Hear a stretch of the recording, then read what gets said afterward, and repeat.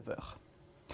Il est temps de se jeter à l'eau. Comme chaque année depuis 13 ans, la régate internationale de Noël se déroule en ce moment dans la rade de Toulon. Jusqu'à mercredi, 45 candidats venus de France, d'Europe et même d'Argentine se mesurent sur les flots à bord de dériveurs monotypes.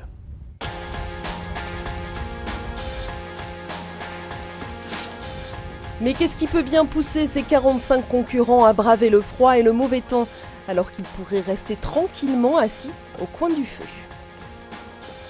C'est une régate qui se situe entre deux réveillons et les gens qui préfèrent naviguer que manger de la dinde à cette période, ils viennent régulièrement ici. Et la deuxième, c'est que c'est une régate qui compte dans le circuit international et qui permet d'avoir un classement un peu comme le classement ATP au tennis, qu'on appelle la ranking list, et qui leur permet d'accumuler des points et d'avoir à ce moment-là une possibilité de progresser dans le classement international. La 13e régate internationale de Noël, organisée par le Yacht Club de Toulon, met à l'honneur l'Europe.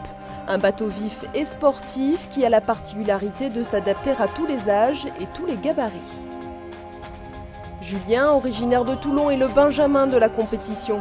À peine 14 ans, il a trouvé sa place au milieu des grands. J'aime bien me confronter aux autres, naviguer pour avoir des sensations à la barre et la vitesse aussi. On pense à quoi?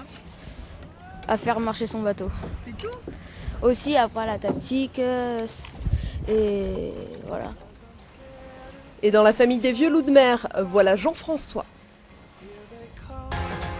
Avec ses 38 ans de navigation au compteur, il n'a qu'un seul conseil essentiel à donner aux plus jeunes. Déjà de se faire très plaisir, parce que le but c'est de naviguer pour se faire plaisir et après de s'entraîner pour pouvoir progresser avec le bateau au contact des autres. Et c'est pour ça qu'il faut un peu se déplacer pour pouvoir progresser.